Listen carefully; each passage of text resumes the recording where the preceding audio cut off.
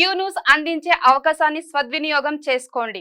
సమస్య ఎక్కడున్నా నేనున్నానంటూ ధైర్యంగా ప్రశ్నిస్తూ రాజకీయాల పట్ల అవగాహన కలిగిన అనుభవం గల రంగారెడ్డి హైదరాబాద్ రిపోర్టర్లు కావాలను.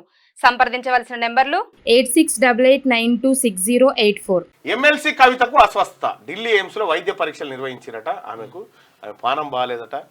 మరి వాస్తవానికి కూడా ఈడ ఉప్పు కారం తిన్న నాలుకేనా ఆడ సప్పగా ఉంటుంది జర.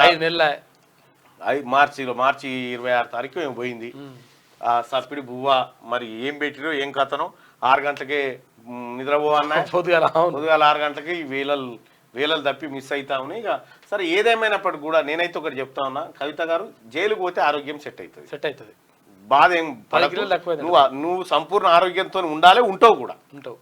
ఇంకో 4 రోజులు అయితే బెయిల్ వస్తుంది. ఎట్లాగో ఆల్రెడీ బాపుకు షికాయత్ అంతా అయిపోయింది కాబట్టి బెయిల్ వచ్చేస్తుంది. ఎందుకంటే నిన్న బీజేపీ చేయాల్సిన పని అంతా బీఆర్ఎస్ చేసింది కాబట్టి ఈ అన్ని ఆడ పాయింట్లు రోస్టార్ పాయింట్లు లెక్క మారుతూనే ఉన్నాయి.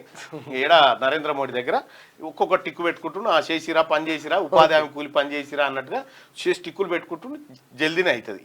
ఈ నెలాఖరు వరకు పెన్షన్ ఏం పడకూరి.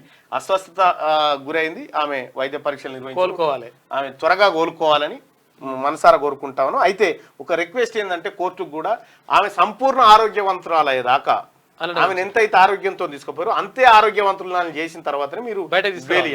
ఎందుకంటే ఆమె పోయేటప్పుడు ఎట్లా పోయింది, వచ్చేటప్పుడు ఎట్లా వస్తుందని కాదు. ప్రభుత్వానికి బాధ్యత సంపూర్ణ ఆరోగ్యవంతురాలయ్యేదాకా అందులోనే పెట్టి జైల్లోనే పెట్టి ఆ తర్వాత మీరు తీసుకొని రండి. లైక్ చేయండి,